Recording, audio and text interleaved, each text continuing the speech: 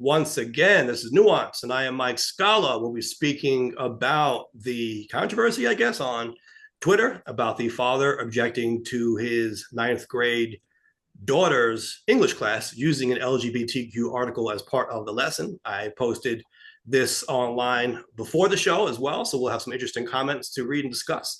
I'm joined, as always, by Jay Carter, also known as Timid, the hip hop artist in the chair of BLM Tokyo. What's going on, Jay?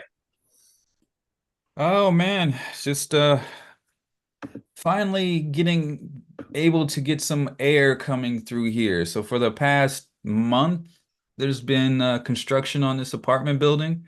And Oh yeah, so yeah, and so what they do here in Japan is they usually put like surround the whole building in like and a is mesh or a um tarp.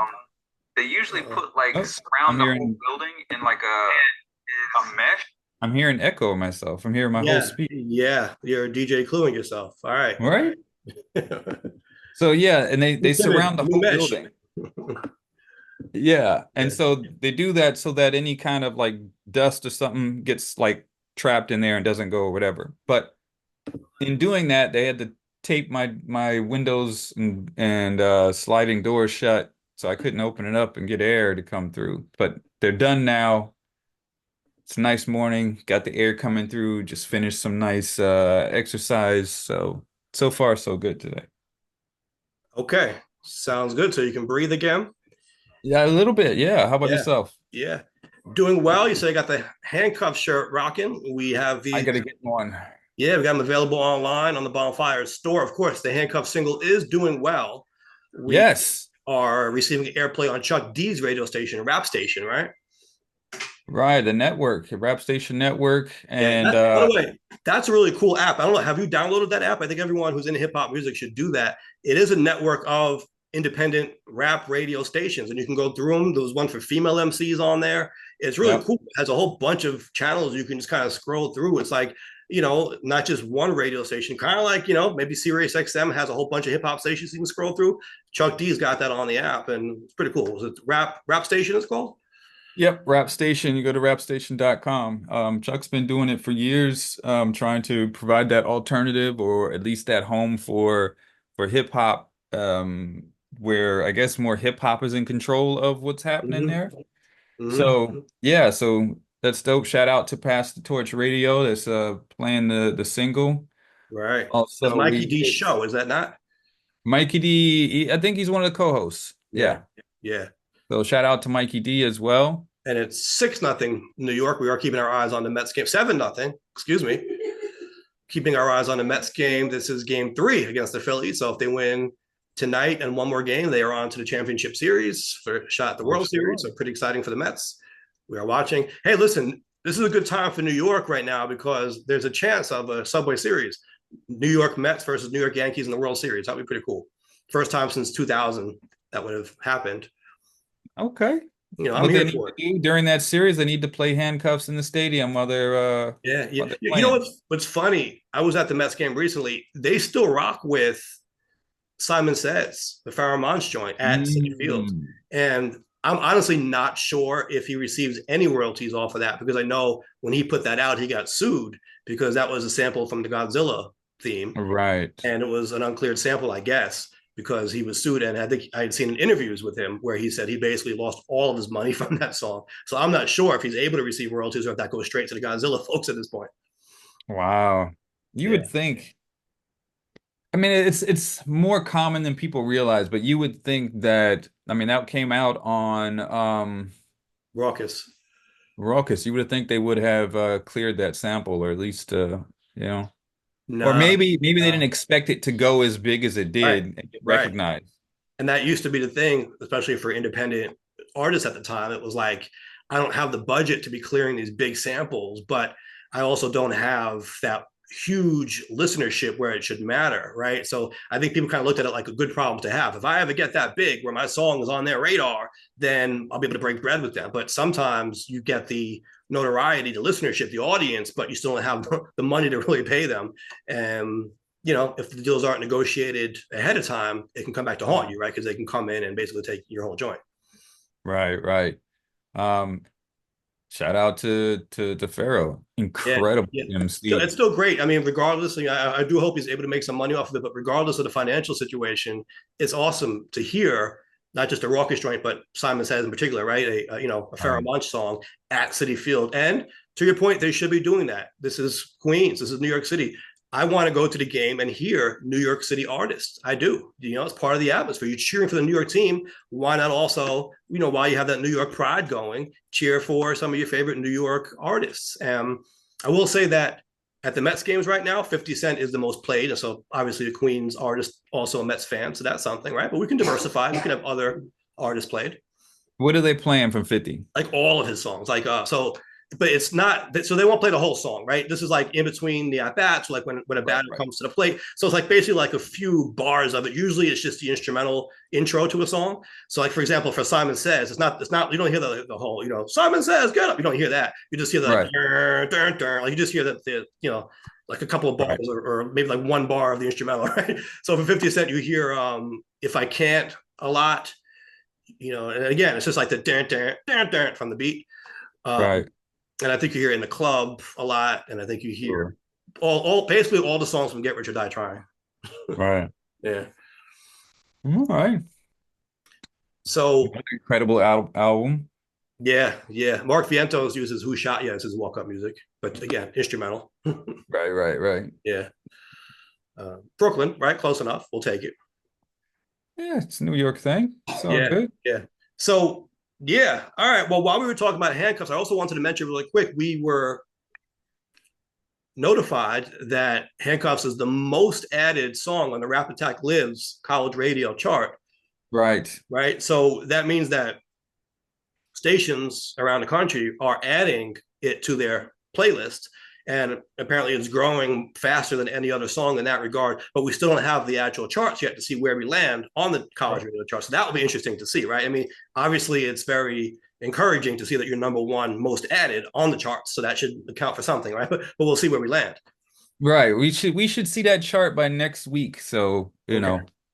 but yeah, I think it's dope. It's been a minute since I guess it's been a minute since we've worked a record together. So, Yeah. um, Yeah. it's good to have that stuff out there and see that people are connecting with it. I've had some good messages come through in regards to the song and the content, and yeah, I'm really really pleased with it. Um, Yeah. so Yeah. Absolutely. It is good. It's just kind of funny because what's going on here? I see the Mets going crazy again. Oh, Mania, the chair Mania. So we are multitasking on Nuance. Um, as I mentioned, it's just kind of funny being in this new world of music promotion, right? Because we released Handcuffs, then I released Read Between the Lines, and then the video came out for that last Friday, which is out. Go check that as well as the Handcuffs video. They're both on YouTube. And this Mhm. coming Friday, I'm releasing another single. So it's just like song after song, video after video, it's just boom, boom, boom, boom, all on top of itself. Whereas back in the day, it would be like, man, you put out a single, maybe you're working that single for like 5 or 6 months before you go on to the next one, right? And now it's like this is demand for more stuff all the time, and I'm still adjusting to that. It's kind of funny having this conversation about Handcuffs doing well as other songs are out and still starting to come out, right? That's kind of new. Right. And it's specifically due to streaming. Yeah. Spotify most specifically is Yep. kind of dictating that type of release schedule. Although people do still work one song forever if they're less focused on the streams and more focused on building something Yeah. longer, but it doesn't work with your algorithms as well. Right. And you can also do both as we're kind of doing with Handcuffs, right? We're still Right. working the algorithm by putting out new stuff and kind of triggering that algorithm, but we're also working Absolutely. Handcuffs in other areas. And by the way, that translates into streams, or it can, but it Yeah. also, as you said, it's a way to get other attention on it besides just Spotify streams. You're talking YouTube views, you're talking radio plays, you're talking maybe PR, press, other things as Right. well. And, all these things hopefully are about building a dedicated audience, right? It Yeah. all have to be a Spotify listener. They can come in all different forms. Right. Absolutely. But Absolutely. we mentioned Spotify being that standard bearer, and it is tough if you are like I am trying to get those streams up, and so it's tough to do that while focusing on a few different things at once, right? I mean, Right. if your goal is the streams, you would think you would spend all your attention doing that, but now we've got the video we're pushing, we've got the song to the radio, so it is difficult to kind of juggle those things. But I think worthwhile. And again, it's a learning curve. We're trying to find the right balance of how to do it, what works for us, what doesn't, but it's probably wise not to put all your eggs in one basket. I mean, if you have, I don't know, I guess it depends on what your goals are, right? There are some people who do have like millions of Spotify streams and no presence whatsoever outside of that, but they're okay with Sure. that because they get paid off of it, Sure. and that's just what they do. That's their game. But if you want to reach a different audience, you might have to diversify. I mean, there's all different ways to play it. Right, right. And all of it provides material to promote and market.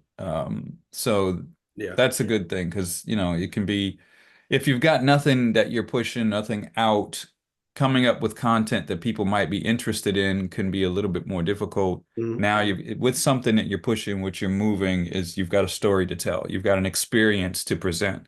And Right. so that's that's ultimately a good thing for the music, for the image, The for brand. the Yeah. presence, the brand, all of that. Yeah. That's a great point. And I've seen a quote recently. It said, you let the music use the music to promote your brand, not the other way around, Yes. right? And we talked about that before. I was mentioning that kind of the an older way, one of the older ways was to kind of promote the single, the song, to focus on the song, whereas today it's more about using that to promote you.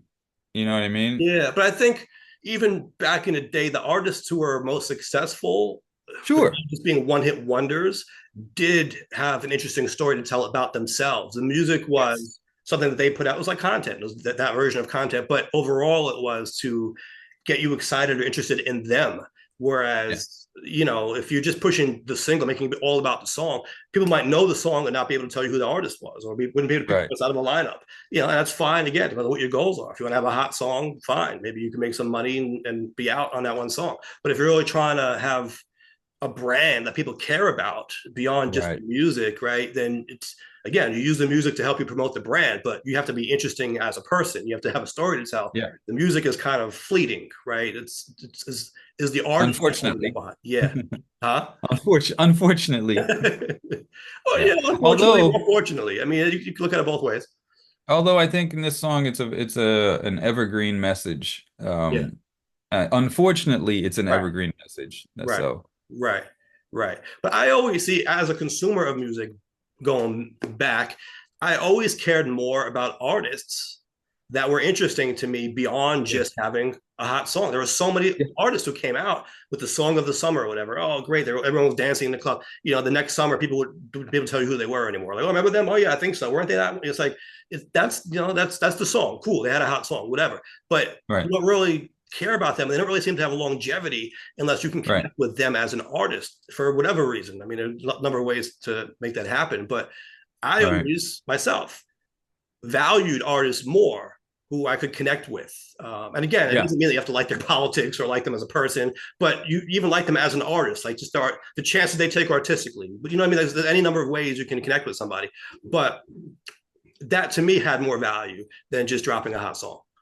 Yeah, and I'm similar in that way. Like I'm more receptive to somebody's art and their music if there's something I can connect to with them.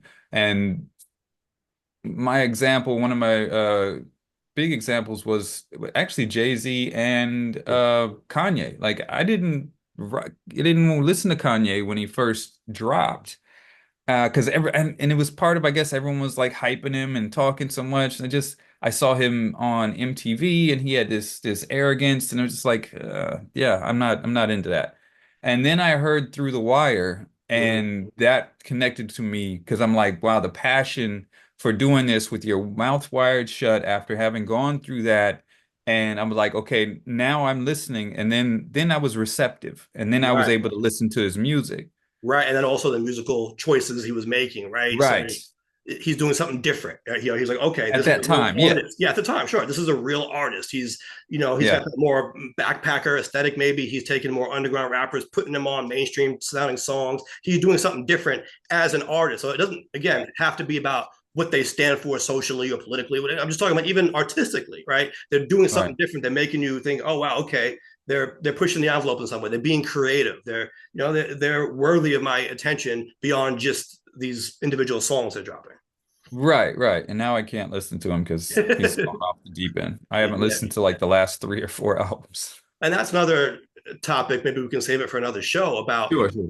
to what extent do you stop supporting an artist or anyone, I guess, anyone creative Right, based on what they do or say outside of their medium. right, right. That's something that came up recently here in Howard Beach with George Clooney and Brad Pitt. They Mhm. released a movie Wolves. It's not wolves, it's wolves, like wolf with the letter S after it. Wolves. So One more time. wolves. Okay. Wolves. So that came out. It's on Apple TV, and you can go watch that now. They had a scene that was filmed here in Howard Beach. A lot of people I saw in the Howard Beach group were saying that they weren't going to watch it, I guess because of the politics of Clooney and Brad Pitt. And Mm. people were saying, well, why are you making that political? And someone said, well, they're political, so why shouldn't we be political about it? And it became a whole thing. Meanwhile, of course, when they were filming the movie, everyone was kind of falling over themselves to go down there and check it out and try to meet them, right? but Right. but now that it's out, for some reason, people were acting high and mighty about it. But I always found that discussion to be interesting. You see this come up about R. Kelly, Michael Jackson, right? Big Pun, even, right? It came out that he was abusive, I guess, to his Oh, family. okay. And so some people will say, well, then you shouldn't support those art. I mean, two of those three people are dead. So I don't know if you're really supporting them at this point, but this is a general idea of you shouldn't be Right. consuming their art because of who they are as people. But what if they made really good art? Are you able to separate the two? Right. It's a big question. Even bigger one, well, not even bigger one. On this in the same vein, there was that question in Hollywood Hollywood? that yeah, in Hollywood, that director, what's his name? Harvey Weinstein? Not Producer? Weinstein. This I'm sorry. He was a producer. No, not him. This was a film director, and I can't think of his name, but back in like the 80s or the 70s, Oh, like I think I know what you're talking about. Like, was it he like had Maya Lansky or something like that? Polanski, Roman Polanski, Roman Polanski, yeah. right, where he basically fled the United States because he would be locked up here for, sex with a minor, and so Right. he's been living outside of the country for all this time. But some of these top celebs, they want to work with him because they say his work is so incredible, and so they'd fly over there to Yeah, work with him, even though he's a fugitive here. And so it's like that question, like, okay, well, what do you really support, so to mm, speak? yeah, yeah. And it may matter also, I guess, if the person is still alive or not. Because if you go back in time, like, everyone, it might be a good segue, in English class, you learn about Shakespeare and all these old, right, old time authors. But if you go back into their history, I'm sure you'll find a lot of disturbing things, Yeah. especially in the context of today's world, right? And so do you say, well, we're going to no longer teach that or learn about that, or can we no longer enjoy their work? It's a tricky question. Yeah, I saw a TikTok this past week, and it was a woman, and she was just dancing crazy, like, Oh, to high Mozart. energy. No, she was dancing. Well, I saw that one, but there was Yeah. another one. She was dancing high energy to like some bad boy hits, and Oh, she's okay. like, doing my last dances to the songs of my childhood before they're banned Imagine and what. that's funny. I mean, it's kind of a grim thing to think about, but we had talked recently about the prisoner who was executed in Missouri, right? Marcellus Williams. Yeah, you know how when they execute someone, they give them a last meal. Imagine if Right. they're like, well, listen, I'm going to die anyway, so why don't you let me play some Bad Boys, play some Michael Jackson? Like, if I'm going to go out, I might as well go out. Like now's the last chance I can enjoy this without being shamed for it anymore. Right, right, right. So, and I saw the one you're talking about, Mozart, listening Yeah. to like, I think sent you that one, right? She I was don't like know if you did. listening I saw it to. on TikTok. Now I see the TikTok memes because I'm on the app now, so I can see all that. Yeah. listening to the only music we have left now or something like that Right, because our right. heroes. Yeah, And I think that's meant to be tongue in cheek. Maybe that is sure, meant to even express this idea of, come on, guys, art is art. You know, I'm sure there's something in Mozart's history that's not pleasant, also, right? I mean, no, at a certain point, you don't have to marry the person, but you can still appreciate what they made. yeah, I mean, Yeah. yeah, they didn't have TMZ back then, so Right. we don't know But what he was getting into. I get what you're saying, because like you introduced this by saying, well, like with Kanye, I wasn't really interested until I learned about his story. So it kind of cuts both ways, right? If you Sure, can like them for what you learn about them outside the music, then you also can dislike them for what you know about them outside the music. absolutely, absolutely, and then ultimately, like, just listening to it is one thing, but if you're purchasing, merch and music and concert tickets, then now Right. you're directly financially supporting. Rocking a t-shirt in school. Yeah, it's true. It's They true. would probably, kids would probably get sent home for wearing that t-shirt in school these days. A Kanye t-shirt or a handcuffs t-shirt? The handcuffs t-shirt. Oh, There's blood in the handcuffs and like, yeah. I don't know. Let's give it a test. Why don't someone wear this to school and report back, see what happens? So, all right. That is a good segue to our topic. I know people are waiting to see this conversation. Yeah, let's get into it. Yeah. So, this is something I saw on Twitter. It was apparently in Massachusetts. I know somebody asked what state was that in. I went to the father's bio. His location was listed as Taxachusetts. So, I think that means he's a conservative slash Republican resident of Massachusetts. Oh, Um, he was a MAGA guy. well, could be. But No, it said in his oh, it bio. did. Oh, you saw it. Okay, okay. I thought you meant just because he wrote Massachusetts that makes him MAGA. No, So, no, no. so yeah. So okay, he is complaining, and I guess he complained directly to the teacher and perhaps the school, and also on Twitter, that his ninth grade daughter was taught an English lesson where she had to correct the grammar and punctuation of articles written by an LBGTQ activist. Now, I guess these articles were about this particular activist's experiences trying to make change in that area. And they apparently come from a website. It wasn't like the teacher just invented this out the air. There was a website that was used that used these articles as a lesson, right? So Right. kind of just, or whoever the teacher was pulled it from the site. Now, I think there are other articles on there as well. So maybe the teacher chose those for whatever reason, but it comes from a site of English lessons, I believe, using different articles as the backdrop. And so, Yeah, I think so. yeah. And so this father who said he's raising his daughter in a Christian family objected to it. And honestly, that, and I know some of the comments were about that on my thread, that kind of got on my radar when I saw we're raising her in a Christian family. This is a Christian family. I'm like, well, what does that have to do with LGBTQ? Like that, you know what I mean? Like that, where in the Bible does it say you can't be gay? I know some people talk about what Adam and Eve, but that doesn't say that that's the only model relationship there is. In fact, that was a bad relationship. That shouldn't be a model, right? She's the reason why we all have sin.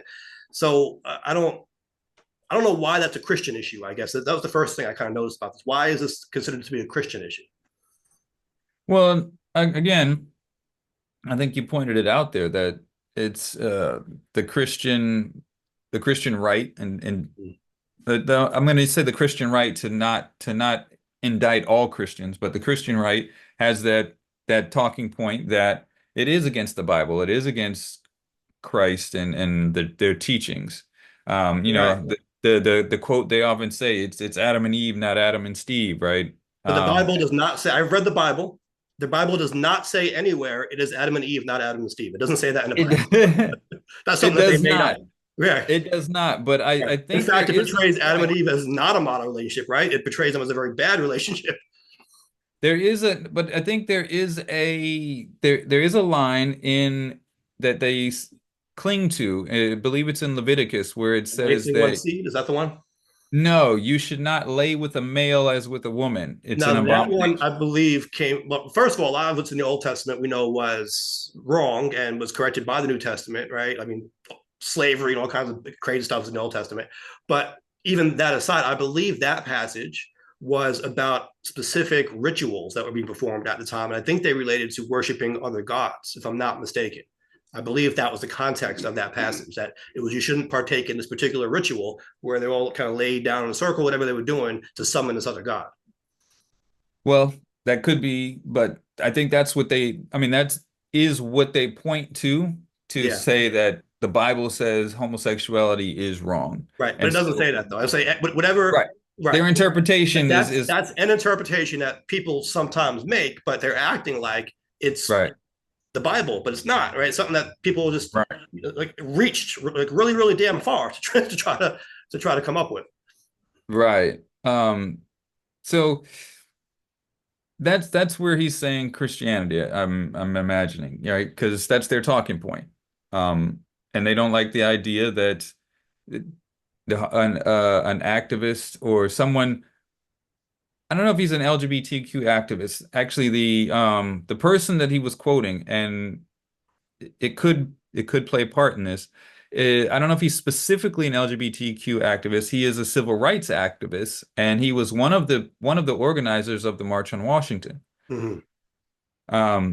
And one of the things that he fought for was civil rights, socialism, nonviolence, and gay rights, and like all of those things. I don't know if he himself was homosexual. I guess he was a gay man. Yeah, But yeah. And I um, believe even in the heading of the articles, right on the site, it was like it said LBGTQ activism as well. right. Yeah. And so I think even in his day, because he was a gay man, when he advised and consulted with other civil rights leaders, he did so behind the scenes. Um, but he was one of the organizers. Yeah, So he's a civil rights icon. And so does I that mean, make it any better, any different? If it were Dr. King, if it were, right. Malcolm X, if it were Jesse Jackson, any of these folks. Yeah, and I just wish. I mean, getting back to my point, I just wish when they said, this is a Christian family, someone would have responded. It was on the comments here on my thread on Facebook, so we can get into it. Someone was like, "Well, what does that have to do with being Christian?" I would imagine a teacher would Right. have written that. That has nothing to do with what we're talking about. You can be Christian and be gay. Like those are not mutually exclusive. It's That's not what they believe, though. and then you have to. Well, who's they? The The Christian right, that group that's making all of this fuss, they don't believe that. You can't be, if and you're should gay, it's a sin. should that belief be validated? I mean, should the school just respond and say, "Well, we don't tolerate bigotry here"? Right. You know, so because that's to me that always kind of it's the same thing about I don't know, gay marriage. It's like people say that the Bible is against gay marriage. Where is gay marriage mentioned in the Bible? All these things that people say the Bible is against is not even in Right. the Bible, right? Right. Abortion is abortion in the Bible? I mean, people just make stuff up. Right. I mean, we didn't have the technology to do abortion back then, I guess. So I'm sure they were doing it in some form or fashion. Yeah, I guess. I mean, you could just, yeah, But all right, so hemlock, take like hemlock or something, some kind of poison. right. So some of the comments here, John says, with the way things are politically right now, I would be surprised if someone didn't object. You probably could Mm, have picked another topic to avoid conflict. And so that's something worth considering, right? However we feel about right or wrong, is it worth giving value to this idea that, well, it's going to be polarizing. People are going to complain, and we should avoid things in a ninth grade class, maybe that might cause someone to complain. I don't know. right.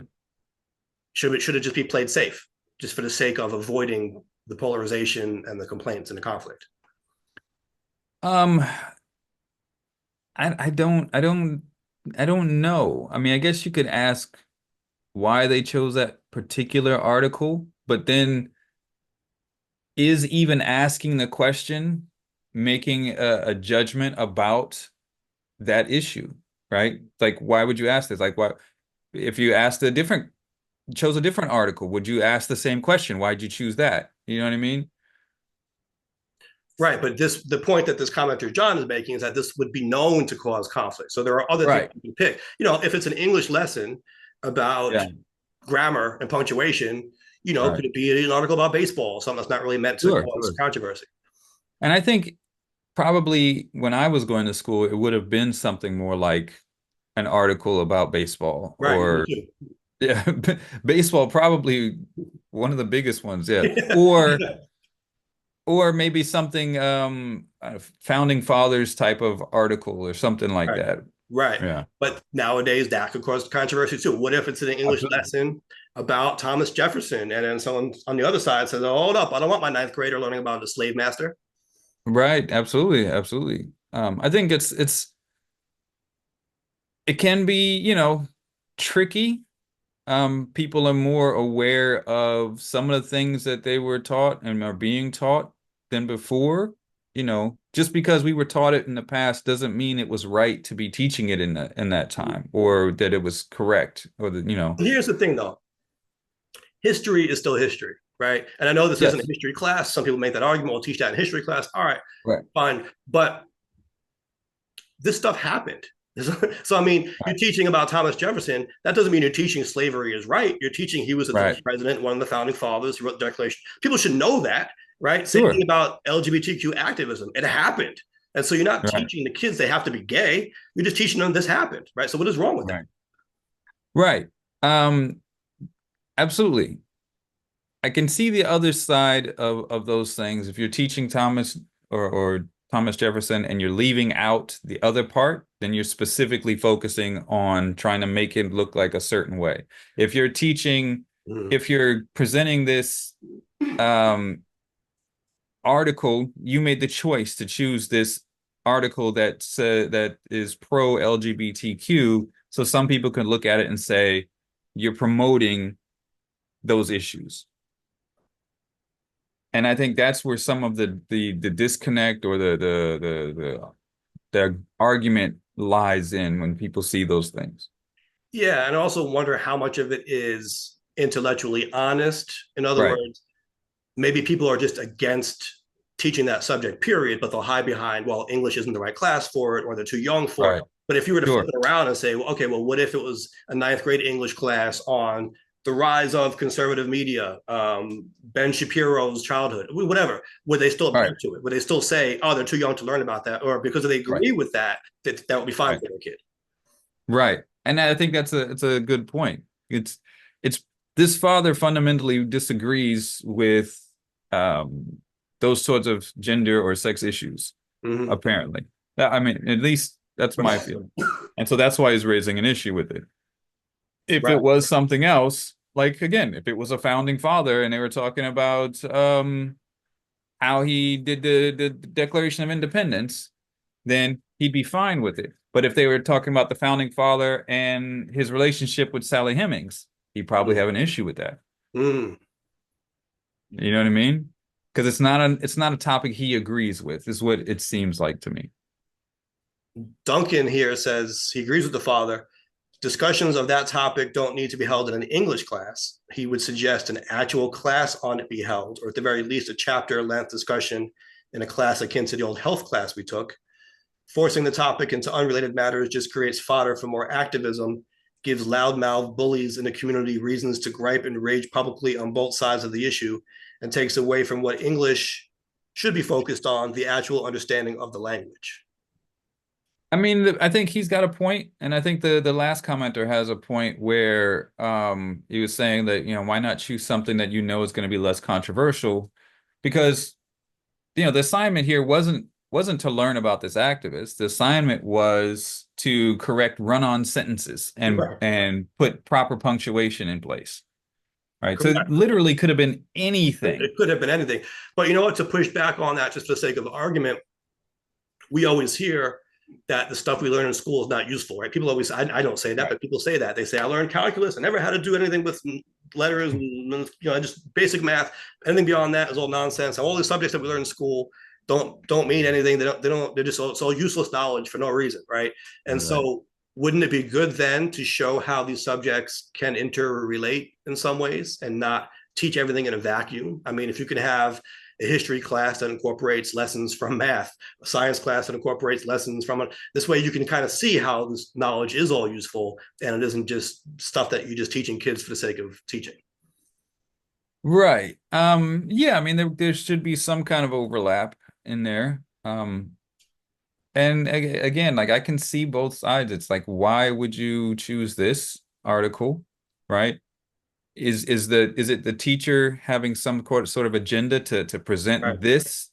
That's one. Yeah, yeah, Why would you, not choose anything else, yeah. right? A And benign that's article to right. avoid the controversy.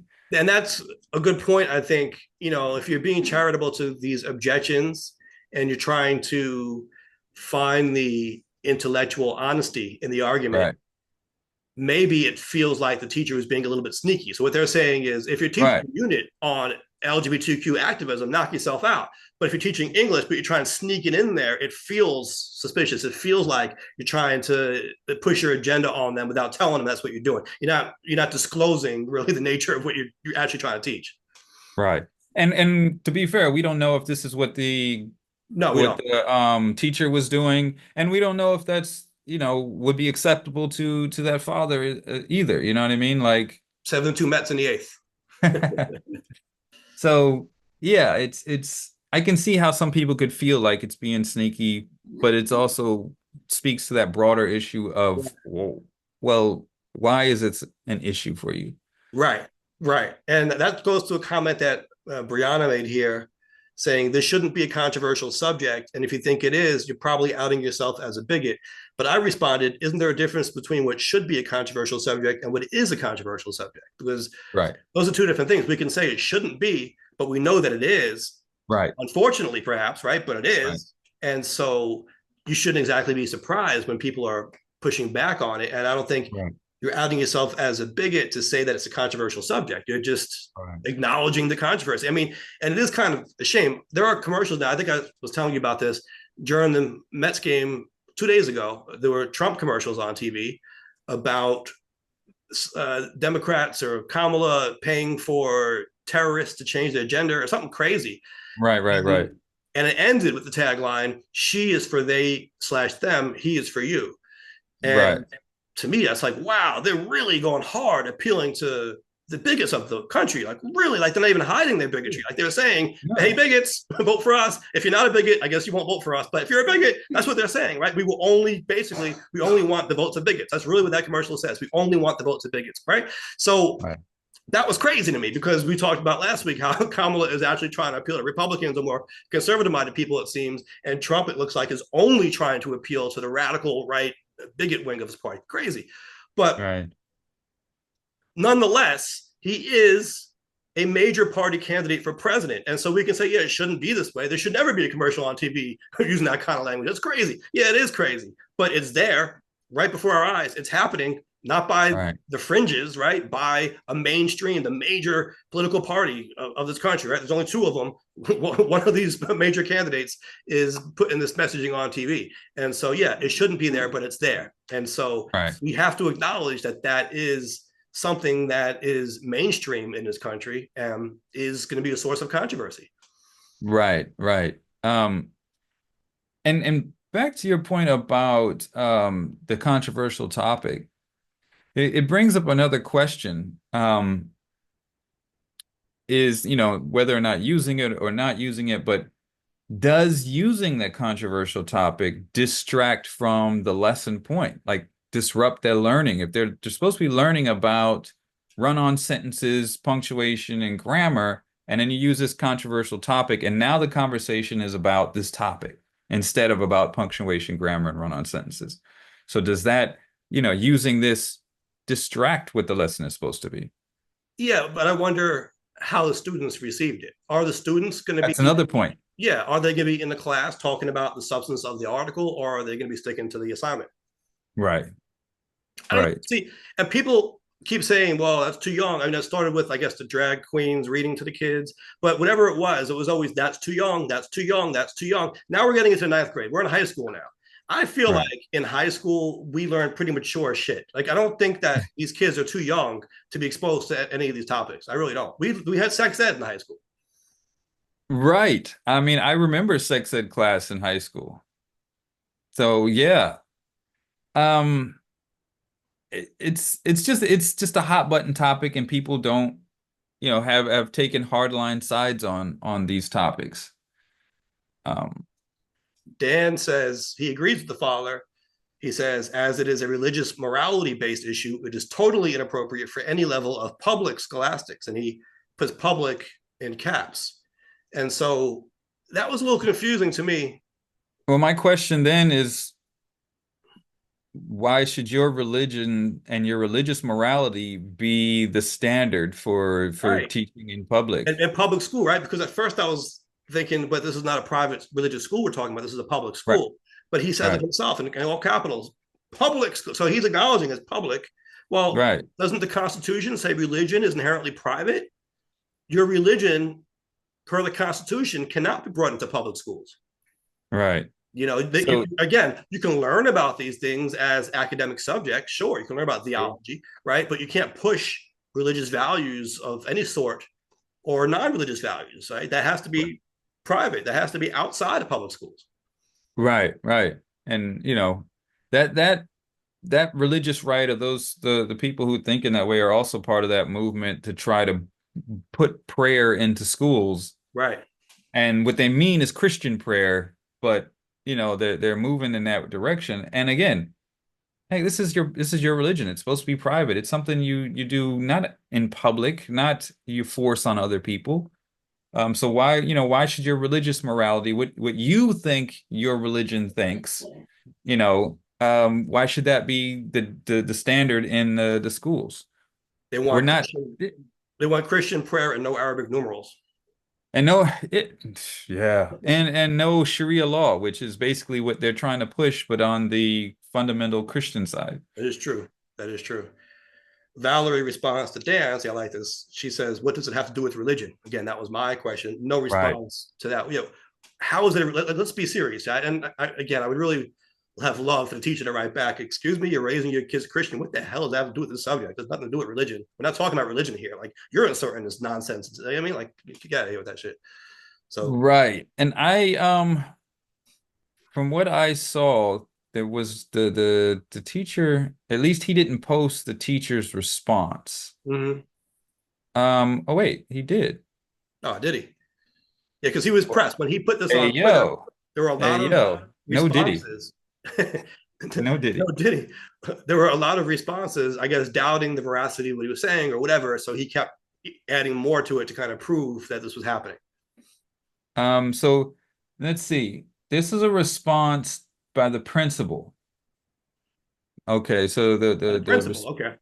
right. So the principal said, I was made aware of a concern you have with an assignment in the ninth grade English class. She's teaching all day and asked me to respond to this as sounds like it's time sensitive.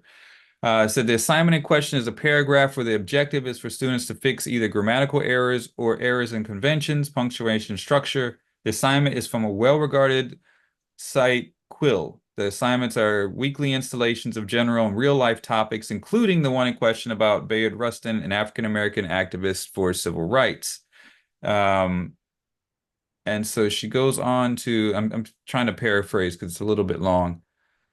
She said, from your concern, I believe I can help explain the context. The teacher has no agenda around LGBTQ issues. This paragraph just happened to be about Mr. Rustin and was merely providing some background information on who he was. There are similar paragraphs on civil rights leaders, artists, musicians, and other historical figures. Wasn't chosen for any particular reason. And that's it goes a little bit further, but that's the gist of it. Right. The And principal is saying that the teacher isn't saying that, and we don't know why the teacher chose it unless the principal is getting that from the teacher. right, right. So she's saying that this article was chosen about just the civil rights leader, just like other people, and he said to give some historical context to who he was and his contribution to society. There's actually a high school named after him in Pennsylvania. But see, that's what the father objects to, right? I think the father objects to his daughter being taught about who he was and his contributions to society, at least in an English class. Yeah. But this is yeah, this is the father, right? So and the father posted this up. Not the son of the Holy Right. Spirit. Yeah. Right. Yeah. So he posted Old this up Testament. as a response that he got, but his caption on this, because he went to Quill to that site, to get to check some things out, and he said, by the way, I clicked on his link to Quill, and one of the first things in my face was how cows are affecting climate change and how we could reduce cow burb methane by 99% if we feed cows seaweed. I'm sure That's cows will game be three, thrilled. 7-2. You see, I mentioned that should be the subject. Baseball. How the Mets just took game three. I like that. 7-2 is the final. They can correct any punctuation on the announcer's play-by-play. Yeah, let's do that. All right, go ahead. Right. So he was saying that he went to Quill and he was presented with an article about how cows are affecting climate change and we could reduce the methane by Right. 99% if we fed them seaweed. And he's like, I'm sure cows will be thrilled. So this shows that this is a mindset for him. He's not into any of these topics. He's a I'm sure, hardcore. I'm sure cows will be thrilled, he said. Yeah, obviously some sarcasm here. But he writes his profile: I'm Christian, I'm conservative, Mhm. MAGA, J6, and an American flag. Okay. So we know we know what kind of guy this is that we're dealing with. So, yeah. And so, what if, again, the lesson was about those topics that he likes? What if it was about one It was about insurrectionist Trump. account? Yeah, one insurrectionist account of what went down on January 6th, how police ushered her into the Capitol. Correct that punctuation. Would be okay with that. I would assume he would be okay with that. So I only ask for some intellectual honesty here and logical consistency. I think that might be asking too much, but I'm entertaining. You see, I'm entertaining these points that people are making, and I'm trying to look at them as if they're good faith arguments. But sometimes it seems like they're reaching a conclusion first. We see the Supreme Court often do Right. this. They reach a conclusion first, and then they try to come up with reasons that sound honorable or sound acceptable for that already predetermined conclusion. Right. And Sonny, and that's what it is. Sonny Jim says, interesting question. How are they, quote unquote, correcting the grammar? And so I said, from my understanding, they seem to have taken articles by the activist and they messed up. I think the articles were not written with poor grammar. I think the lesson intentionally messes up the grammar and punctuation, right? So that the kids can correct it. Right. Yeah. So she follows up and says, are the students supposed to acknowledge Zim Zer type vocabulary? It has nothing to do with it. Nothing to do with that. And so it's an interesting thought. I think what she was getting at, because she said, again, correcting the grammar in quotes, I think she thought originally maybe these were articles that were old time articles, whatever, from a different generation. And the students were to take him and her pronouns and replace them with them and they or Zim and Zara or whatever. And Right. that I think that's a completely different and that was topic. the school's definition of correcting the grammar, right? Like this is written in poor grammar because it referred to a man as a he or whatever. Right. Well, here's an example of one of the questions. So the directions: correct the run-on sentence by adding a period or semicolon. Do not add or remove any words or commas. And then the question or the prompt was, during the 1980s, he gave speeches where he talked openly about being gay. He even testified on behalf of New York State's gay rights bill. That's the question, and they have to choose whether this is a Right. or they have to correct this sentence on if it's a run-on sentence where the punctuation should be, and that's it. Right. It's pretty straightforward. I mean, Sunny Jim here responds. She says, in that case, I disagree with the dad. By the ninth grade, students should be able to do the assignment correctly and have the maturity for the subject matter. And I think I Right. agree with that. I mean, again, I've been out of ninth grade for a long time, but I'm thinking back to when I was in school. I think we were pretty mature, at least more mature than they're presenting kids to be with some of these responses. Like, oh, kids, they can't hear about that. We knew about all this stuff already. And so you're saying Right. they learned about an activist giving speeches for a gay rights bill. Is that Right. really a terrible thing to be teaching a ninth grader? I mean, and it doesn't mean that you have to agree with the bill. Even let's say you disagree Right. with what he was advocating for at the time. They're not forcing you to adopt a certain viewpoint. Right. And I do think kids are mature enough to come to their own conclusions. For example, we learned Right. a lot in history class about people seeking the Republican nomination for president.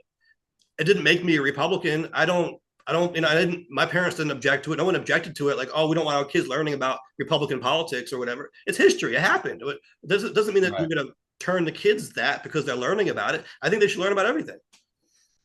Sure. Sure. Um, let me get Here's another question Yeah. that was in the prompt. And I mean, here with, we just listened. I just read one. It was pretty benign, right? It was nothing here. How about this one here? Um, same directions. Correct the sentence by adding a period or a semicolon. Do not remove any words. The prompt: in 1953, Bayard Rustin was arrested on an unfair charge related to the fact that he was gay. At the time, being gay was still considered illegal in the United States. Now this makes a little bit of a different type of sentence than the previous one, where it just was If we could put the word unfair in there. right. Wait, who? Okay, Does that change things at all, do you think? but where is it coming from? Though, is that these lessons? Is that from the website editorializing that? Is that in the article that they're studying? I mean, That's the article. It's a sentence from the article. it's from the article, so they're still just correcting the article. Yeah, yeah, yeah, sure. Yeah, so I don't really think that changes anything. Okay. It's the point Okay. of view of the article. I mean, there's context there, right? It's like these are these Right. articles that we're going to be looking at, and we're going to be correcting the grammar and punctuation of. And so Right. you understand the articles might be slanted a certain way. Right.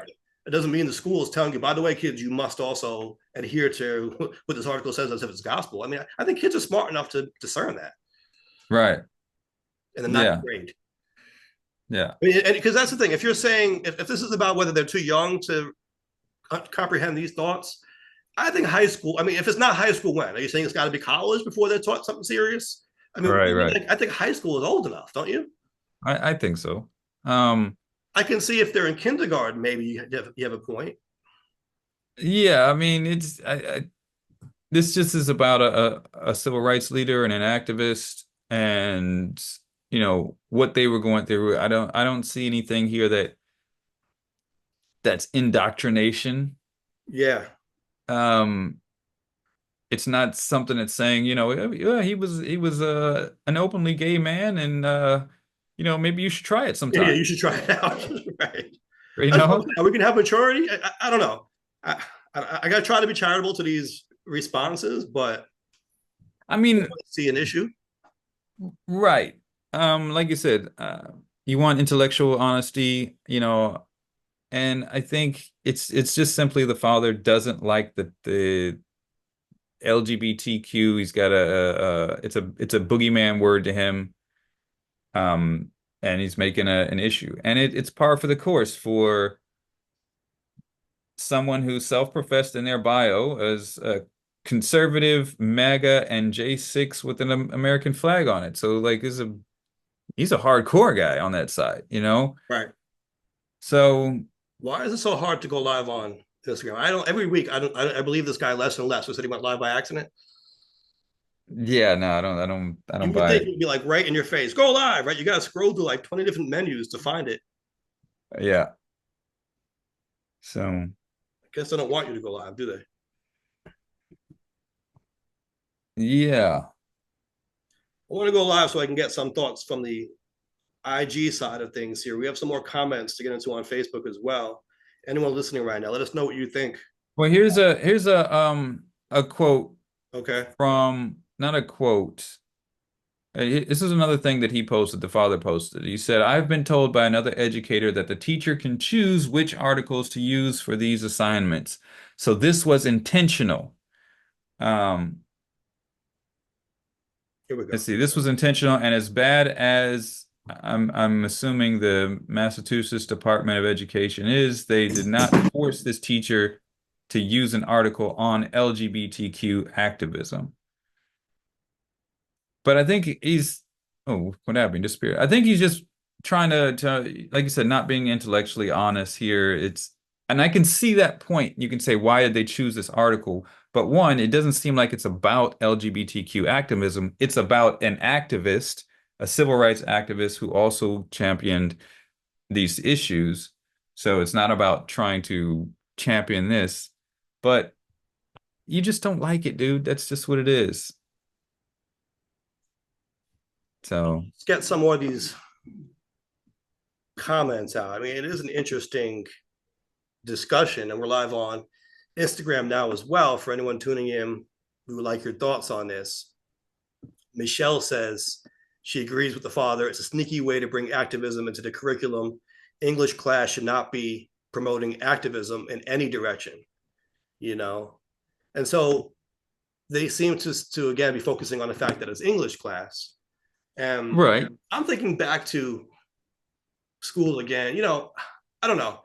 I guess activism can be a funny word. People think it's trying to make something political, but I think in English class we were exposed to authors of all different Sure. viewpoints. I mean, we learned Ayn Rand in English, right? Not Really? someone whose viewpoints I would agree with, certainly, but we learned it. It was a book that we had to read, and it was historic, and you know, it had literary value according to the teacher, whatever. So we learned all kinds of things. I mean, I think you should be exposed to all kinds of viewpoints and works of art, you know, in English and in all your classes, right? I get the idea that, well, you shouldn't be pushing a narrative or Right. an agenda one way or another. That does make sense. And Sure. as an example of that, in social studies class, right, I remember learning American history in high school. Oftentimes, especially as we got towards, I guess, more modern history, these students would try to get a sense out of the teacher as to which side the teacher would support, right? Like you're learning about, I don't know, Nixon and Kennedy or Reagan, Right. whatever. And it's like Clinton, you know, oh, do you agree with this? Are you more Democratic? Or are you more Republican? Which, you know, what was that president right when they said that, when they did that? And the teacher would always say, I'm not telling you. They would say that my job isn't to give you my politics. I'm just here to present Right. what happened, right? And I think they did a pretty Right. good job remaining neutral because I mean, now I guess as an adult, I can look back and maybe guess what their politics were, but back then I didn't know. I wouldn't be able to tell you. Right. Yeah, because that's not their place to do it. And same with the religion. They shouldn't be there to tell you that their religion is better than another religion. Right, You right. know? Or that no religion is better than religion, or religion is better than no religion. Right. Absolutely. So, Absolutely. all right, see, we got Paula on the live stream. What's up, Paula? So So, yeah, so I yeah. think there is something to this idea that you really shouldn't know the stances of your teacher. They're there to teach you about the world, not indoctrinate you or push you towards a certain conclusion. So Right. that makes sense. And I don't know, I guess some people hung up on this idea that using it as an example in English class, maybe to them is pushing them a little too far into one direction.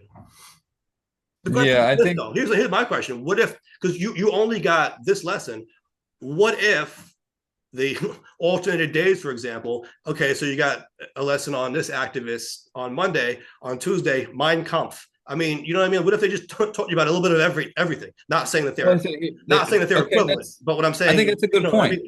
mean, what if you just got everything under the rainbow, you know, from benign to crazy, and this is just one example on a spectrum of something much bigger, and you're just focused I on think yourself. it's a good point though. Yeah, What if the article that they were using was something from Mein Kampf?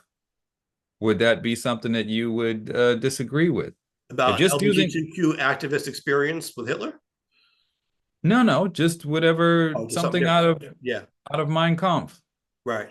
If Are you that was saying the article would that I they, disagree with it, or would the father disagree with it? you, Me, honestly, wasn't Mein Kampf taught in American History X, that movie? I mean, I think it wasn't something that was taught in school when I was in school, but I don't know that I would be opposed to it, to tell you the truth, because well, not teaching Mein Kampf, yeah, but using a passage in this type of lesson where they're correcting the grammar and the run-on sentences, but there's messages in there. right, yeah, that would be a little weird if that was the example chosen. I would think for this lesson, it would seem And why would easier. that be? Why would that be weird? Because why, of all the things that they can choose, why are they choosing that? That is clearly hate, right? That's not something that we look up to as having real value. The value of it is historical, and so I can see it being taught as a book to read in English class for the sake of teaching that this hatred was out there, and it did what it did to the world, and we should be aware of it. We're doomed to repeat history unless we know about it, right? I can see the historical value from that side of it, but to just But use it, that's not what's the passage is being used, right? right? That's what I'm saying. To use it to teach grammar, I would have to question why that of all things. And so here's the thing. That exact response that you just gave is the response that he's giving. But isn't that a false Why did equivalency, you though? choose that? Why would you Isn't, choose isn't that that of a all false things? equivalency? One is teaching about a civil rights activist, and one is teaching about Hitler. Those are not the same. I don't think they're the same, but to someone who is opposed to the subject matter, it's the same. But then at that point, are we just entertaining bigotry? If you're going to really go out and say it's the same, he's just as bad as Hitler. That's kind of crazy, isn't that? I mean, It is is. that It is. objectively an insane thing to say? And are we really going to be like, oh, well, you have a point there, crazy person? I mean, at a certain point, we just have to say, what the hell are you talking about? Right. And I think that's part of the point where, even when we try to be to find this middle ground or find that be charitable in here, there has to be a point where we're like, okay, look, this we just can't go past this anymore. We have to make a limit and say this is Yeah, ridiculous. I agree. I agree. Yeah. You can't entertain all the noise that comes through. I mean, you'll be driving yourself crazy. Yeah, absolutely. What's up on the IG? I see we got John, we got So NYY7. What's going on, guys? We're talking about this. I posted this to Facebook. If you want to look at my Facebook page, Real Mike Scala on Facebook, I asked a question about the ninth grade father or the father of a ninth grade student who complained about in the ninth grade father. ninth grade father. He is a ninth grade father, right? But he's complaining about an LBGTQ activist's article being used in an English lesson about punctuation and grammar, basically saying, why did you choose that? You're indoctrinating the kids. And do you agree with the father's objection or not? And we're having an interesting discussion. Look, looks like we have another response from Dan here. So I do like that we've been able to have a respectful conversation on this. And we have all different points of view represented here. And people are keeping it civil, as far as I can tell. Right. That's good. Let's see, let's check in on Dan's latest response. Oh, this is real time. This is He's real time, responding. yeah, as Okay. we're live here. So I had asked him, so he's the one who said that as a religious morality-based issue, it is inappropriate for any level of public scholastics. I asked Right. him, isn't religion a private matter per the Constitution? And he now says exactly, and the subject matters grammar broaches dealing with subject matter that is controversial in nature, does it not? Okay, well, that's another But point. yeah, that has nothing to do with the religious We're not talking about question. the religious point at this point. Okay, so yeah, so other people have brought that up as well. And I think we were just kind of teasing that out that, okay, maybe it's valid to say that you shouldn't have so much controversy, but you also can't give credence to anyone who says, hey, that's controversial if they're really not being rational with what they're saying is controversial, right? Not saying Right. that's the case here, but like we were just saying, like if you were to try to say it's the same thing as teaching Hitler, it really isn't. And then you know what? I think that does speak to an even larger point that's happening right now. Like you said, we can't give credence to things that people are saying when they're not being rational. It's really reflective of what's happening in the media. Donald Trump's speak, JD Vance, the things that they're saying, it's like, and they're treating it like it's apples to apples, but they're just not being rational. Why aren't we It's just, yeah, it's tricky though, because like I said, this is what the major party is putting out, right? One of the two big parties in right? America is Absolutely. the Republican Party. And so you can't really, if you're covering this, if you're the media Right. covering this, you can't really be like, well, everything they say is lunacy, because that may be the case subjectively, but objectively, almost half the country is getting behind that. And so you do need That's to yeah. report on the fact that it's there, that it's happening. And it is going to be controversial, right? When you start getting into these issues that are politically charged. And as we see Right. now, more and more issues are politically charged. That's the other difference. Back in the day when Yeah. we were in school, not everything was political. Now everything is political. And so, Right. for example, and this might be an extreme example, but let's say in your English class or any class, there was a unit on the weather in Massachusetts, and then someone said, "Hey, why are you teaching my kids about that blue communist state? Get out of here! I want them learning about a red state like Oklahoma." People might say that now, right? It's like everything is so Sure. political. And again, not saying that this is a bit of an extreme example I'm using, but you get the point that you basically introduce anything into the curriculum now, and there's a Right. danger of someone complaining and saying you're politicizing the kids. Right. Yeah. And unfortunately, I don't think that was an extreme example. I think that I wouldn't be surprised if something like that happened. Why are you focusing on blue states? What about the red states? That just shows your bias, and Right. it's very real. So Bianca, okay, so she did teach English. So here we go. She said, bringing political issues into the classroom. I avoided that when I taught English, even at the college level, but teachers love to push their ideas on students today. Okay. yeah, I She's just framing don't this as see bringing a political issue into the classroom. I just don't see this as a that issue in that way. I can understand how some might see it, but that would indicate some kind of an issue with the LGBTQ points, period. But it just seems like from the example sentences, it's just an article about a civil rights leader and a little bit And this of is right, a right. history. And this is, I guess, the tricky part of all this. On the one hand, we look at some of these things as political that many others look at as just basic human decency or civil rights or Right, treating people with respect, right? right, I mean, I can recall getting into arguments with people where, I would be upset about something a politician did or something going on around the city, right? And I was standing up for people whose rights were being trampled or who were being minimized in some way. And I would get pushback from some people saying, why are you being political about this? Why are you bringing right, politics into I'm like, well, okay, I get that it's a political issue because we're so politically divided and you have like half the country believing one thing on this, half the country believing something else. So I guess inherently that makes it political. But at a certain point, it's just decency. It's just standing up for people to live a decent life and not be discriminated against. I mean, sure, it's a political battle, I guess, in some ways, but it also seems like you're minimizing the importance of the issue by writing it off as just being political. You're just pushing politics on people. right. I think we should make a poll around this. Oh, whoa, whoa, what is this? Huh? Yeah, no, I agree with that. I see what's up. It's like Wilson joining us on IG. Um, all right, yeah, I was going to read more of the comments, but we can do that after the poll because these comments are getting saucy here, it looks like. So in the meantime, let's do it. Let's do it for the IG, for the Facebook, for all the people out there. The poll question of the week is, do you agree with the father who objected to his ninth grade daughter's teacher using an LGBTQ activist article in an English lesson? And please give us your thoughts as to why. Now let me are we being intentionally provocative by calling him an LGBTQ activist now that we know that he's actually a I don't civil think, rights activist?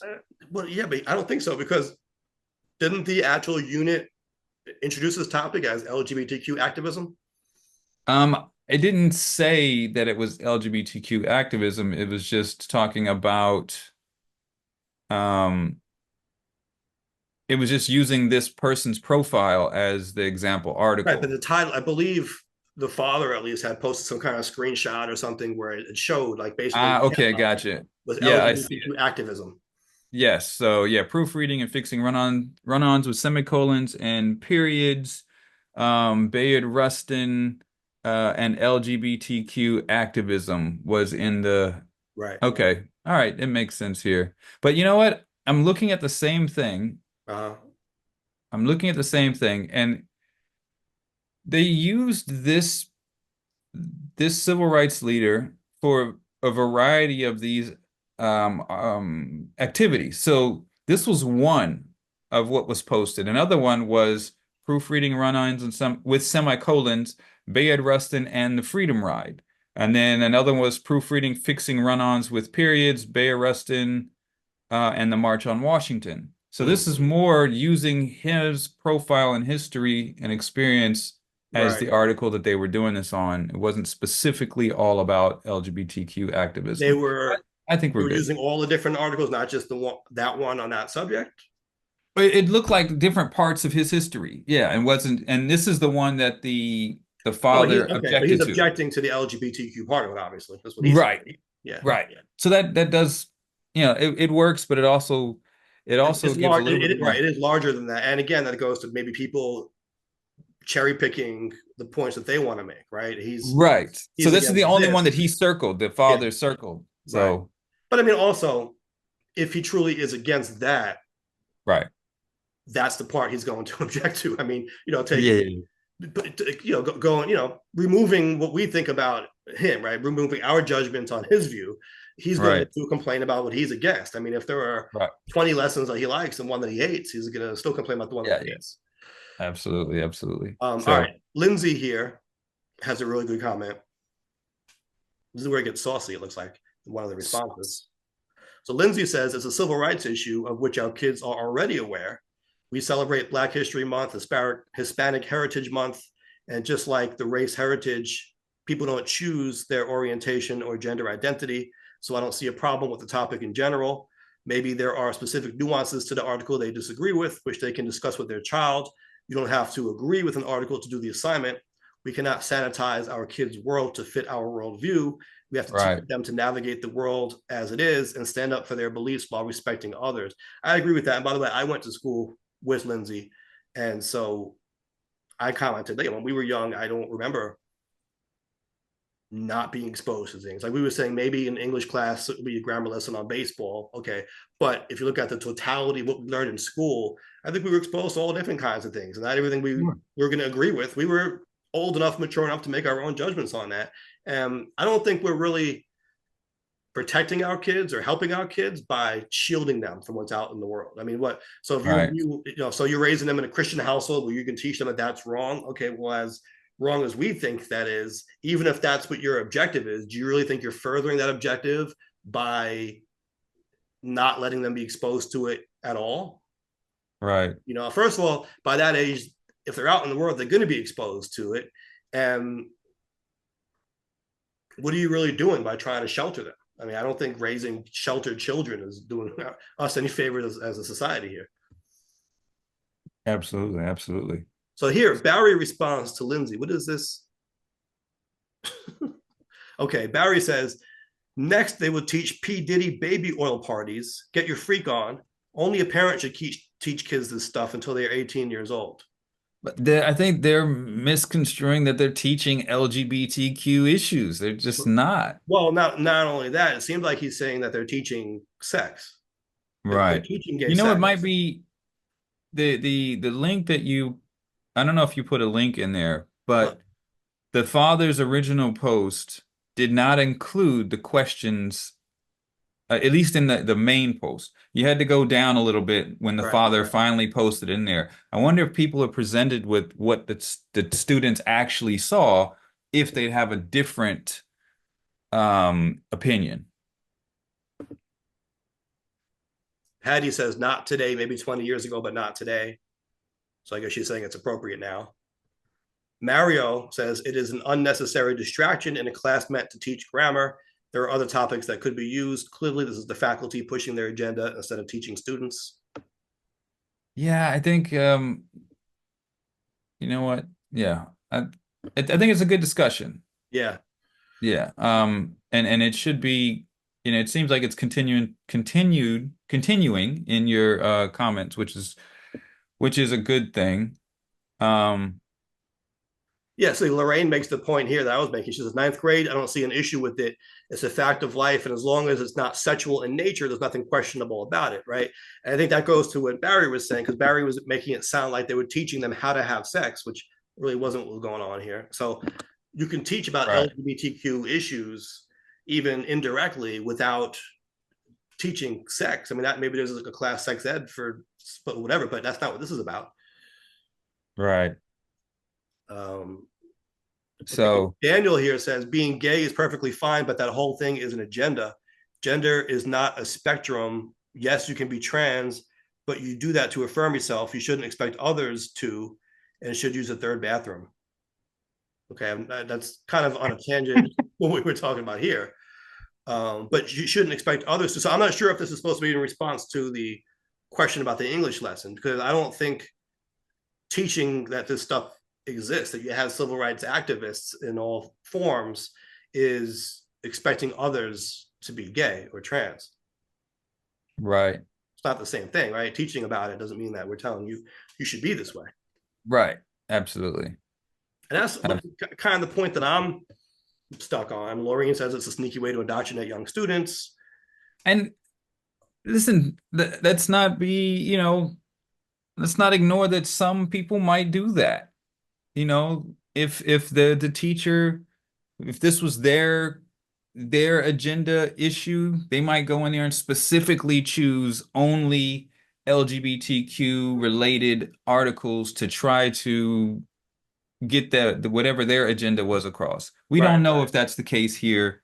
And from the You know what, though? examples You just reminded me of seen, something. You had more thoughts on that? I was going to say from the examples that we've seen of the questions, these are all pretty benign. Right. This is not trying to indoctrinate people. The only if you want to give some kind of indoctrination, it would be just that the person was LGBTQ, and it's more about, oh, now you're teaching that you're giving an example to show that LGBTQ people exist. Well, we already know that. Know So that. like, Right. And this is again, not a what are you doing by trying to shelter a kid to think that these people yeah, are not gay in the world? I mean, that's not going to no, make them a well-adjusted person. you're right. So So you just reminded me of something. When I was in, I think it was 10th grade, my English teacher had a very well-defined worldview. I remember at one point she said she hates Disney, and the kids didn't really get it. They were like, "You hate Disney? How can you hate Disney?" But it not turned the out that mouse. she was very anti-corporate, right? She was Right, very pro mom and pop, pro small business, didn't like right, corporations. Probably had maybe socialist politics. I don't know. She didn't go into her politics. And again, we were in the 10th grade. We weren't really that political yet. right, So we didn't really know. We didn't really get it. But at the same time, even though her curriculum was probably more pushed towards, the little guy and standing up to the man, bucking the system, and she wants to teach you all that kind of stuff. People maybe say she's trying to push her agenda on us. Maybe, but I don't think it fundamentally changed who we were as young adults, as kids or whatever at the time. right, It was we just learned her, and in fact, we came away from that thinking, okay, she's a little bit quirky. She has her views, but she's not a bad teacher. right, We didn't right, right, suddenly adopt her whole worldview. We didn't even really fully understand it yet at that age. But it was just like, right, all right, she's in her lane. She does what she does, and right, whatever. It's like you can learn from all kinds of people. I don't know if it makes sense to say that you're turning the kids what you teach them. Uh, right, as long as you're doing it in a respectable way, right? It's not like she was telling she wasn't pulling us aside and saying, now don't you ever buy from a corporate, I mean, she wasn't being that direct with it. It was just like we kind of got to know her over the course of the semester and realized she was like this anti-corporate person. But again, it didn't stop people from growing up to order from Amazon or whatever. right. So So I think maybe we're not giving kids enough credit. I think that's a case too. I think it's a big one. And it goes into, a lot of people talk about how kids are kind of softer today or coddled, but I think some of it is perception as well. These kids are in some ways, yeah, they're softer, but in other ways they have an understanding of some topics that, in their parents' day weren't being talked about in school, particularly Yeah. these LGBT issues, particularly worrying about being gunned down in school. Right. That's a These whole other types thing. of things. Yeah, right. What if, given that that's very topical and relevant to them, what if they learned about gun safety? Would the father come back and say you're indoctrinating the kids by being anti-Second Amendment or something like that? All right. What if it was an article about Columbine? Like Right. he would probably object to that because it's like, oh, you're trying to demonize guns and you're trying to turn them against the Second Amendment. And Like, maybe this is a fundamental issue with us politicizing everything as a society because I think so. that's different. That wasn't the case when we were in school. Yeah. And I'm Right. wondering too, maybe we should try to learn from youngsters on this one. I'm wondering, Yeah. do ninth graders, do high school kids now see the world through a political lens, or is it just the adults? It's the Do they see adults. everything as political? I'm sure there's more of it now than there was when we were in school, but I'm sure the adults also have more political thoughts than the kids do. Right. And it's the adults. Yeah. Yeah, and so that's the thing too. Are the kids really, because again, I'm thinking back to 10th grade English, are the kids really learning political lessons from that, or is it just, oh, that's okay, my teacher has a unique point of view, noted. And it's like she was almost seen as a weird teacher too, so it wasn't like we had a teachers like her.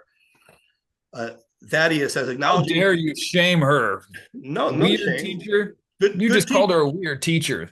good teacher, No. but certainly outside the mainstream. And it was what it was. I think we were smart enough to realize that you can learn from someone who isn't just like us. I would have thought. Acknowledging the existence of queer people has nothing to do with politics or religion. Thaddeus says, if you want to shelter your children from reality, then don't send them out in public. And that's an interesting point. Maybe this father should be homeschooling his child if he doesn't want them exposed to anything outside of what he wants to teach.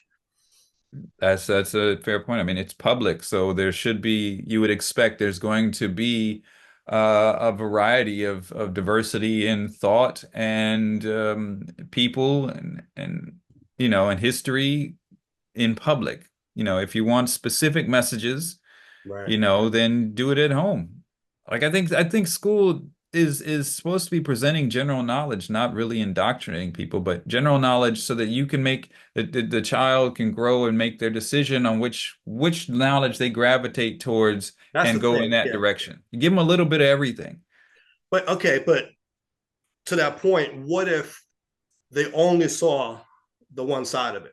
What if the father wants them to be well-rounded, meaning I want them to learn about civil rights issues, but I also want them to learn about, I don't know, conservative ideals, whatever he thinks, guns, I don't know, whatever he Do wants them that to at learn home. also. Should they learn about all different sides and all different points of view, or is it okay if the entire semester is about LGBTQ issues and civil rights and things that would be more associated with the political left?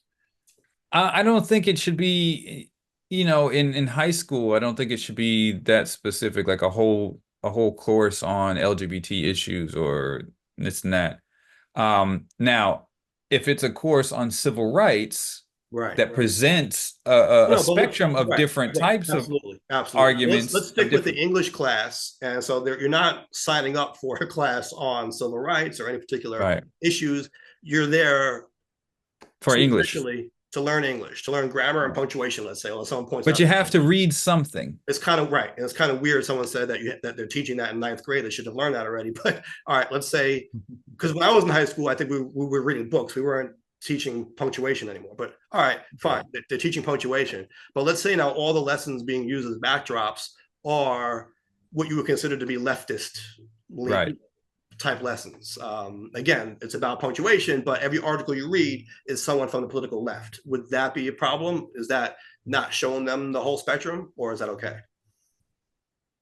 Um, yeah, I think that would be, an issue as long as it's not something that is, the content is not something that's false, fake, Mm-hmm. as long as it's not propaganda.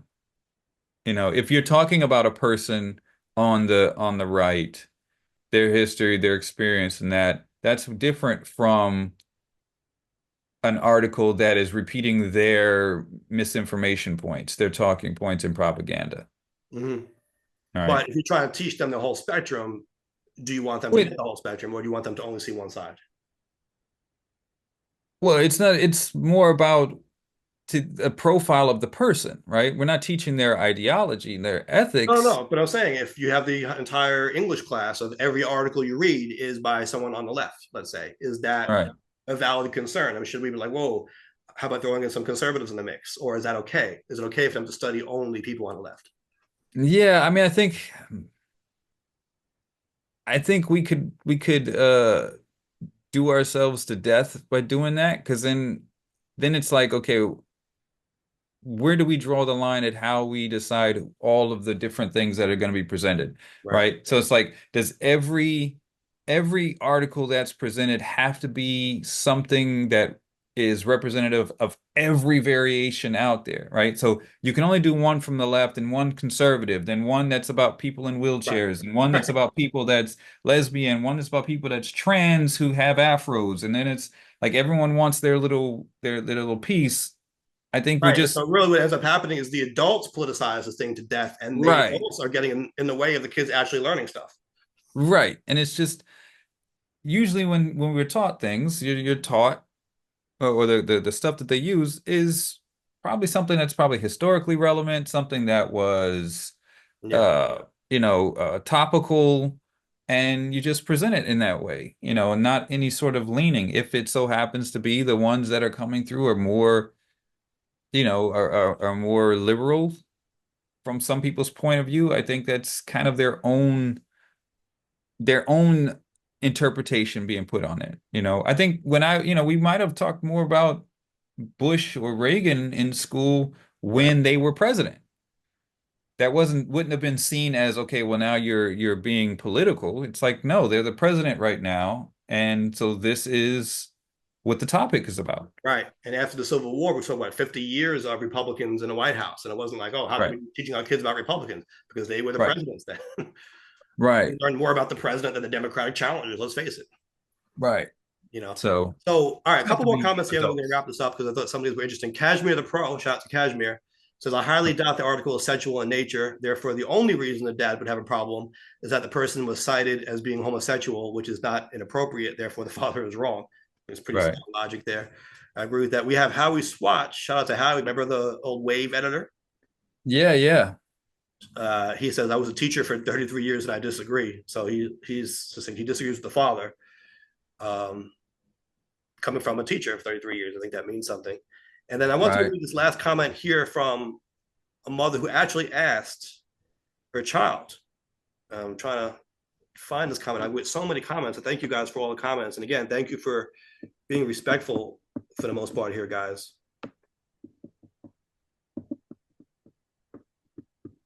Wow, of course. I put in that that thread. I put Here it is. a screenshot of one of the questions, so maybe people will see that. Okay.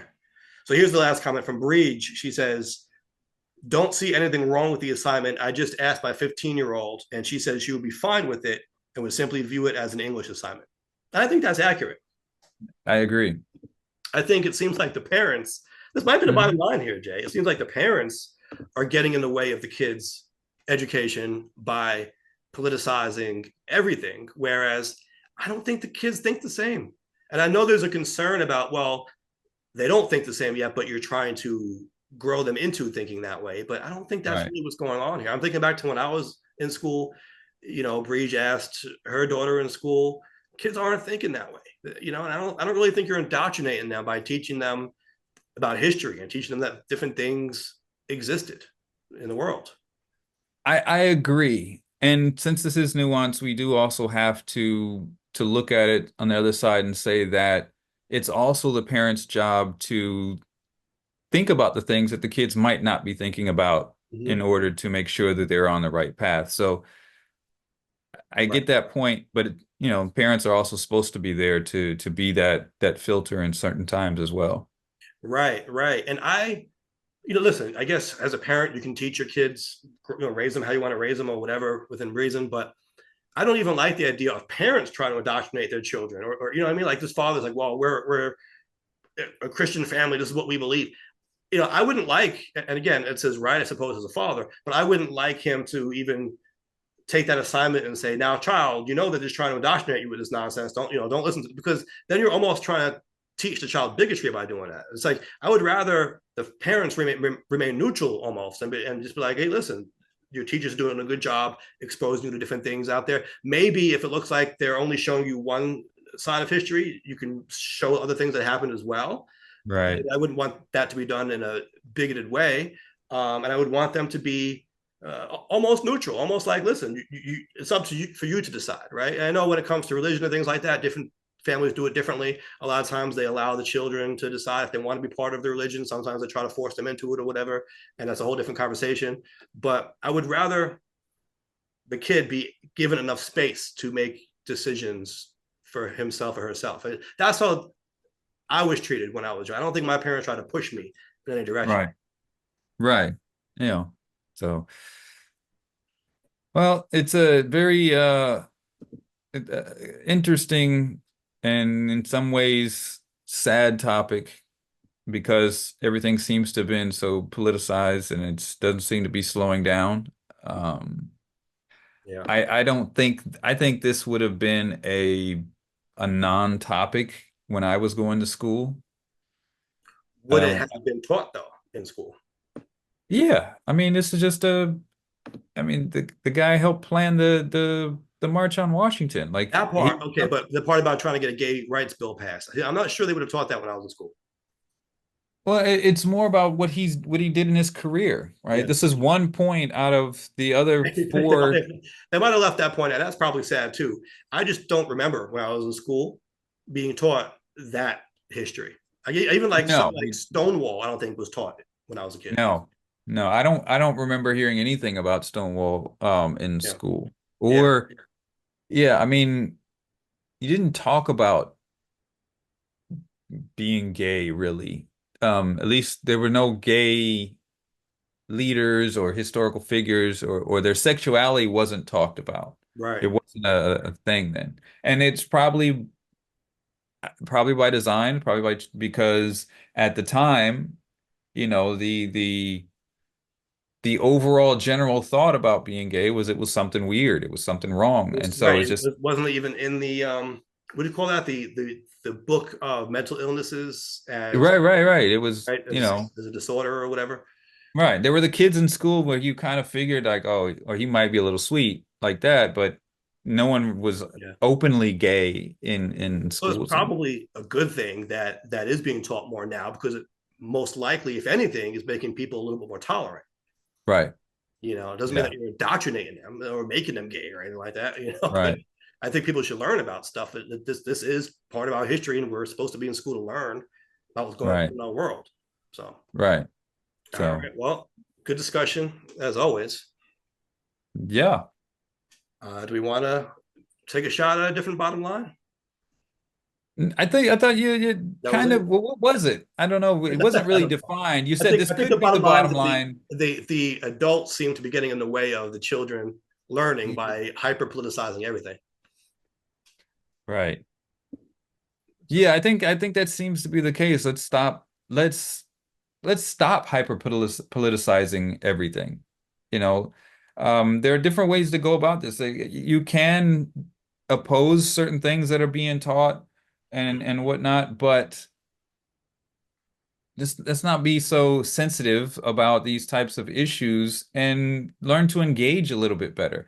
For example, this father could have engaged their child about this topic and asked them questions about it to see how they were receiving it. Were they taking it in as like it was the gayness being forced upon them, or was it just an English assignment? Maybe you're freaking out over nothing. yeah, Or maybe there's an opportunity here to have a discussion. right. But Or was it just an attempt to get retweets and likes on Twitter at the expense of their child's education?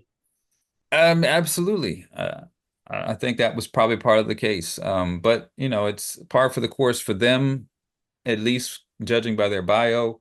But it's just indicative of a larger issue where we are overly politicizing every single thing. Right. As But as yeah, President Bush once said, the most important question to ask is our children learning? right. Uh, So Maybe it should be more yeah. about the grammar and the punctuation. All right. Well, where can people find us? They can find us on YouTube, Instagram, and everywhere podcasts are available. That sounds good. As always, join in on the discussion. Let us know what you think. We've got work to do. We'll catch you next time.